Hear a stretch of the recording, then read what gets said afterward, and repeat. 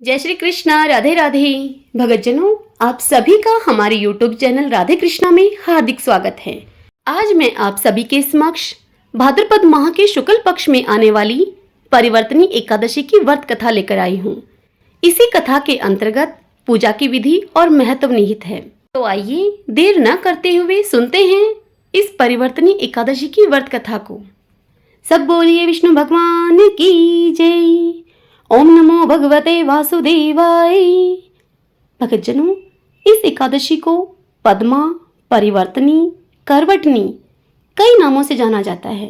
एक समय महाराज युधिष्ठिर ने श्री कृष्ण से पूछा कि हे केशव, भाद्रपद मास के शुक्ल पक्ष में जो एकादशी होती है उसका क्या नाम है, कौन उसके देवता हैं और क्या विधि है उस व्रत की, यह बताइए। तब भगवान श्री कृष्ण बोले कि हे राजन, इस विषय में आपको मैं एक आश्चर्यजनक कथा सुनाता हूँ जिसे ब्रह्मा जी ने महात्मा नारद से कही थी। नारद जी ने पूछा था, हे चतुर्मुख, आपको नमस्कार है। मैं भगवान विष्णु की आराधना के लिए आपके मुख से यह सुनना चाहता हूँ कि भाद्रपद मास के शुक्ल पक्ष में कौन सी एकादशी होती है। तब ब्रह्मा जी ने उनसे जो कुछ कहा था वही मैं आपसे कहता हूँ। हे मुनिश्रेष्ठ नारद, तुमने बहुत उत्तम बात पूछी है। क्यों न हो, वैष्णव जो ठहरे तुम। भादों की शुक्ल पक्ष की एकादशी पद्मा के नाम से विख्यात है। उस दिन भगवान हर्षिकेश की पूजा होती है। यह उत्तम व्रत अवश्य करने योग्य है। नारद, सूर्यवंश में मानदाता नामक एक चक्रवर्ती सत्य प्रतीक और प्रतापी राज ऋषि हो गए हैं। अपनी प्रजा का अपने औरस पुत्रों की भांति धर्म पूर्वक पालन किया करते थे। उनके राज्य में अकाल नहीं पड़ता था, मानसिक चिंताएं नहीं सताती थी और व्याधियों का प्रकोप भी नहीं होता था कि प्रजा निर्भय और धन धान्य से समृद्ध थी। महाराज के कोष में केवल न्याय उपार्जित धन का ही संग्रह था। उनके राज्य में समस्त वर्णों और आश्रमों के लोग अपने अपने धर्म में लगे रहते थे। मानधाता के राज्य की भूमि कामधेनु के समान फल देने वाली थी। उनके राज्य करते करते प्रजा को बहुत सुख प्राप्त होता था। एक समय किसी कर्म का फल भोग प्राप्त होने पर राजा के राज्य में 3 वर्षों तक वर्षा नहीं हुई। इससे उनकी प्रजा भूख से पीड़ित होने लगी और नष्ट होने लगी। तब संपूर्ण प्रजा ने महाराज के पास आकर उनसे इस प्रकार कहा। प्रजा अपने राजा से बोली कि हे नरश्रेष्ठ, आपको प्रजा की बात सुननी चाहिए। पुराणों में मनीषी पुरुषों ने जल को नारा कहा है। वह नारा ही भगवान का अयम निवास स्थान है, इसलिए वे नारायण कहलाते हैं। नारायण स्वरूप भगवान विष्णु सर्वत्र व्यापक रूप में विराजमान हैं। वे ही मेघ स्वरूप होकर वर्षा करते हैं। वर्षा से अन्न पैदा होता है और अन्न से प्रजा जीवन धारण करती है। हे नरश्रेष्ठ, इस समय अन्न के बिना प्रजा का नाश हो रहा है। अतः ऐसा कोई उपाय कीजिए आप जिससे कि हमारे योगक्षेम का निर्वाह हो सके।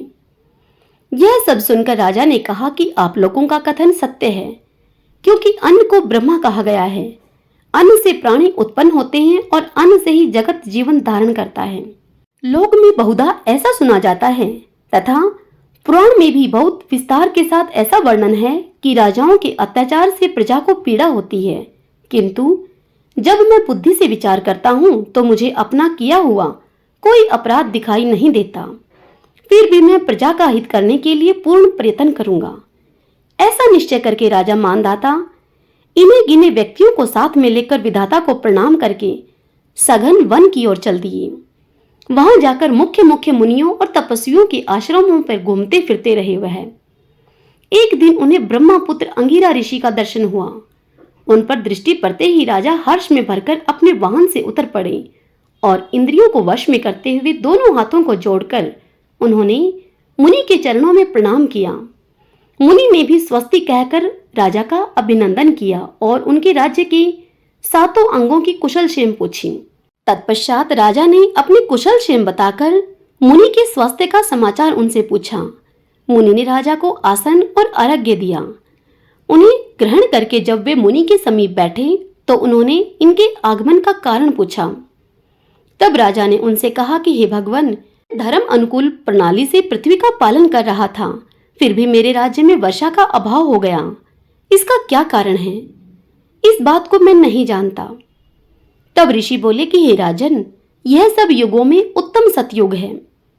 इसमें सब लोग परमात्मा के चिंतन में लगे रहते हैं और इस समय धर्म अपने चारों चरणों से युक्त होता है।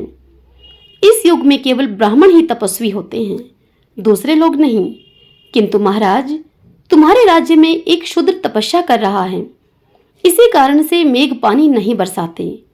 तुम इसके प्रतिकार का यत्न करो, जिससे कि यह अनावृष्टि का दोष शांत हो जाए।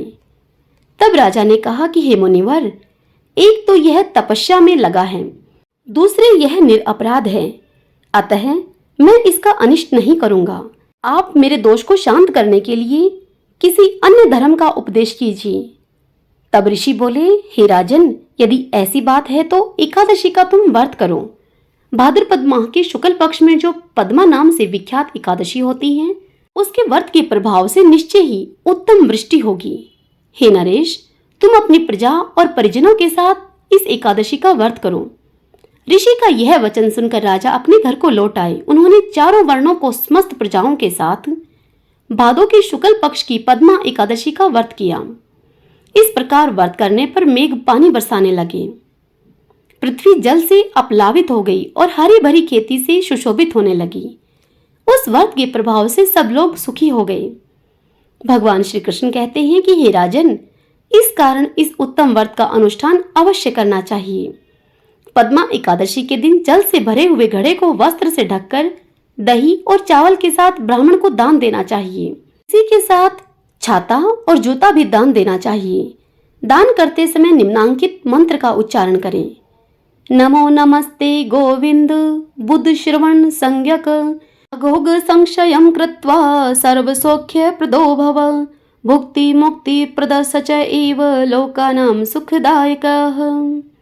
अर्थात बुधवार और श्रवण नक्षत्र के योग से युक्त द्वादशी के दिन बुद्ध श्रवण नाम धारण करने वाले भगवान गोविंद, आपको नमस्कार है।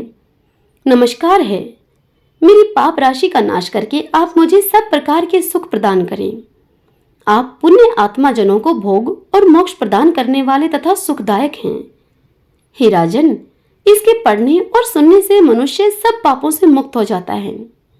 सब बोलिए विष्णु भगवान की जय। ओम नमो भगवते वासुदेवाय। भगतजनों, यह व्रत कथा यदि आपके लिए उपयोगी सिद्ध हो तो इस वीडियो को लाइक करें और कमेंट बॉक्स में ओम नमो भगवते वासुदेवाय लिखिए। और यदि आप मुझे पहली बार सुन रहे हैं तो हमारे इस चैनल को सब्सक्राइब कर लीजिएगा। बेल आइकन वाला बटन भी दबा लीजिएगा ताकि आपको आने वाले नए वीडियोस की जानकारी मिल सके। जय श्री कृष्णा। राधे राधे।